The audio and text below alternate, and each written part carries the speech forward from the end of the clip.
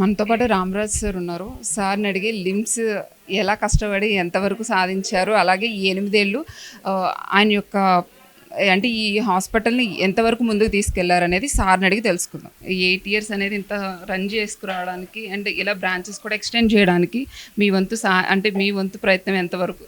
ఈరోజు మనము 8th anniversary celebrate చేసుకోవడానికి ముఖ్యంగా ఎంతోమందికి ఫ్రీ సర్వీసెస్, మనీ ఉన్నా లేకపోయినా సర్వీసెస్ ఇస్తున్నప్పటికీ మాకు ఏదో ఒక చిన్న లోటు అనిపించేది.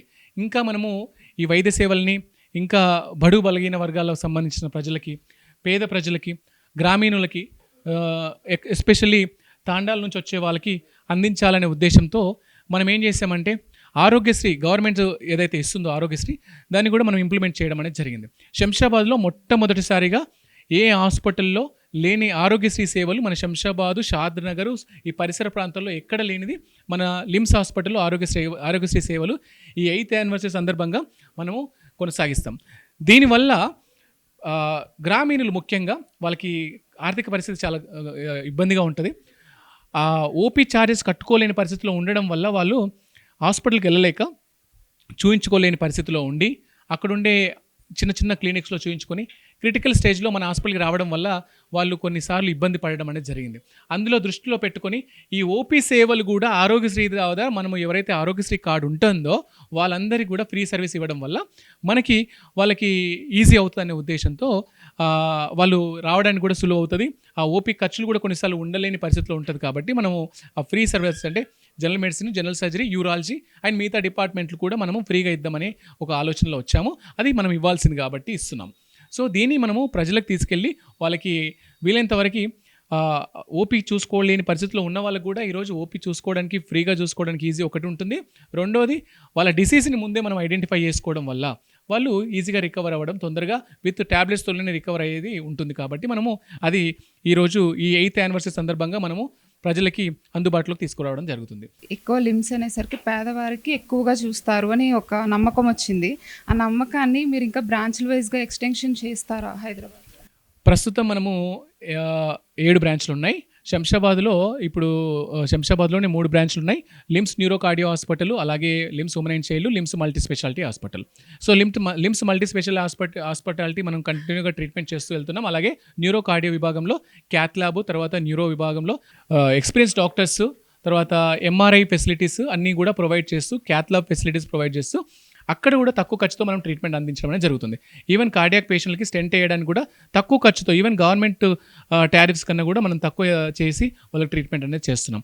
అలాగే దీంతో పాటు హైదరాబాద్లో ఇప్పుడు కొత్తగా మనము లిమ్స్ ఏబిఎస్ అనే ఒక బ్రాంచ్ని అత్తాపూర్లో కూడా మనము నెలకొల్పడం జరిగింది. సో దాంట్లో కూడా అక్కడ సిటీ ఏరియాలో కూడా తక్కువ ఖర్చుతో ట్రీట్మెంట్ అందించాలనే ఒక ఉద్దేశంతో అత్తాపూర్ ఆ సరౌండింగ్ ఏరియాలో కూడా పేదవాళ్ళు ఉంటారు, వాళ్ళు కూడా కొంచెం సర్వీస్ అందించాలి మన హాస్పిటల్ ద్వారా అనేది ఒక ఉద్దేశంతో అక్కడ కూడా మనం స్థాపించడం జరిగింది.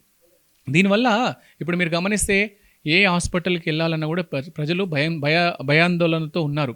కారణం ఏంటంటే ఆర్థికంగా ఎక్కువ చార్జెస్ ఉండడం, ఫైనాన్షియల్గా బర్డెన్ అవ్వడం, ఇవన్నీ దృష్టిలో పెట్టుకొని మన హాస్పిటల్స్ అనేది ఎక్కువగా విస్తరిస్తూ ఉన్నాం. అంటే ఇప్పుడు 7 బ్రాంచెస్ మనం పెట్టడానికి కారణం ఏంటంటే ప్రతి పేదవాడికి ఎలాంటి ఆర్థికంగా ఇబ్బంది లేకుండా, ఫైనాన్షియల్గా ఇబ్బంది లేకుండా వాళ్ళకి సర్వీసెస్ ఇవ్వాలి. నిమ్స్ టారిఫ్స్ కన్నా తక్కువలోనే మనము ఈరోజు మన హాస్పిటల్లో, లిమ్స్ హాస్పిటల్లో మనము ఛార్జెస్ అనేది ఏర్పాటు చేయడం జరిగింది. ఫస్ట్ హాస్పిటల్ని ఓన్ హాస్పిటల్, ఫ్యామిలీ హాస్పిటల్గా భావిస్తారు వాళ్ళు. బ్రాంచ్లు రన్ చేయడం ఒకటే కాదు, అండ్ ఇలా ఎఫర్ట్ చేసి పేద ప్రజలకు ఇలా చేయడం కూడా కష్టం.